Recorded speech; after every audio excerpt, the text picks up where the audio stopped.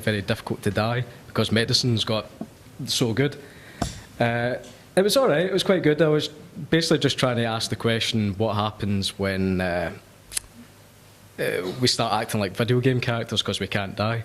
But unfortunately, everyone else started talking about kittens and sofas and T-shirts. So here's my random picture. But I quickly discovered I'm not actually that interested when it comes to random imagery. So there it is. That's my one random picture. So I decided, instead of talking about a whole bunch of random stuff in my life, I'd talk about something that really interests me, and it really does touch me quite deeply, and without it, none of us would be here today, and that's, of course, is the sun. The sun, well, not really sun, the solar system about 4.6 billion years ago started out life as a giant cloud of hydrogen.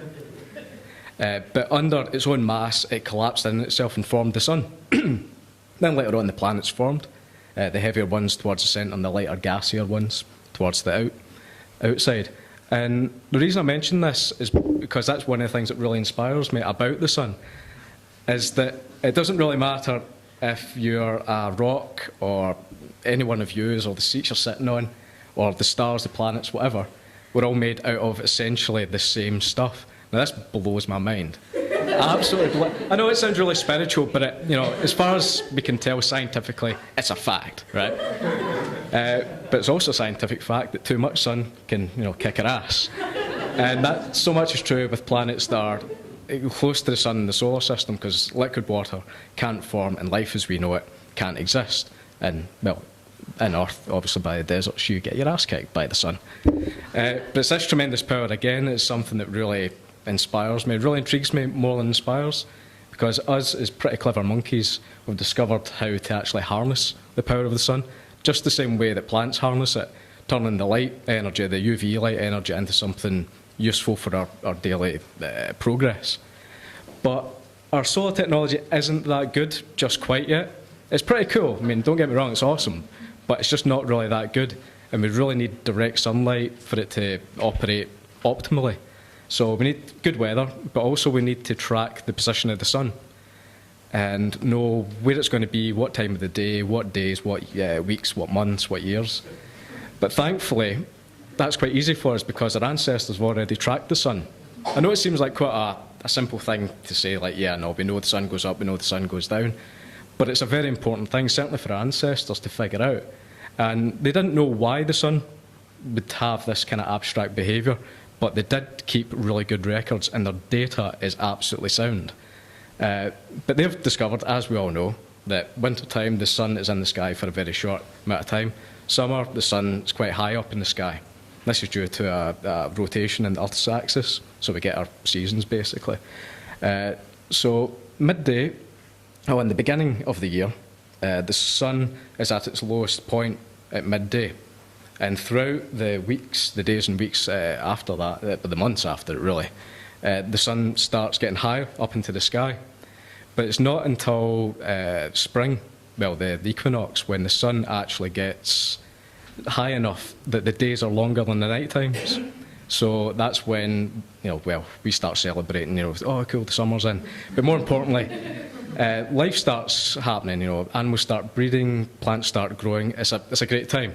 And the sun continues to keep going up in the sky. I know this is all pretty simple stuff, we all know this.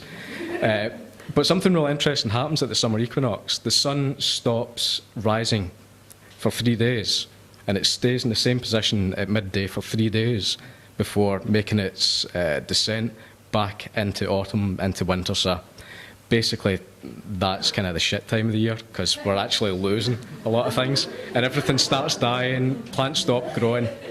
It gets cold, it gets windy. I mean, Christ, we're in Scotland, it's hell. But the sun keeps going down and down and down towards the end of the year, where we reach the winter equinox, and that's when probably the most social, for us anyway, the most socially relevant thing happens. The sun stops moving, as it has done in the summer equinox, for 3 days before rising up, well, rests for 3 days before rising up into the new year, being, essentially reborn. Kind of all know where I'm kind of going with this. But that's generally what's affected us quite a lot. And like us, with bizarre things and all, things that are important, I've got kind of weird behaviour like our cars and our computers, well, to put it lightly, we give them names and personalities. It's like, yeah, our car's been a bitch because it doesn't like the rain or whatever, which is it's reasonable because we want to kind of explain away kind of behaviours by giving them personalities. The only problem with the sun is that everyone's got their own idea of why it behaves the way it does. And because the sun's so important to everybody, it's a singular thing that's important to everybody.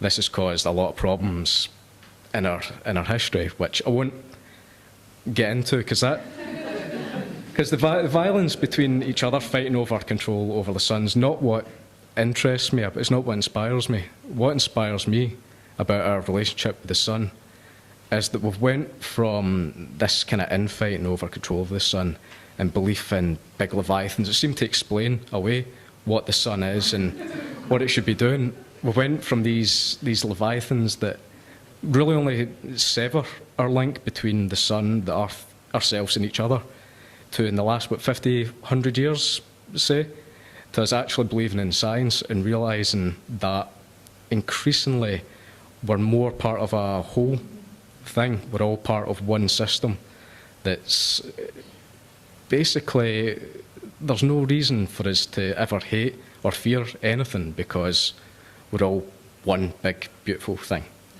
Thank you.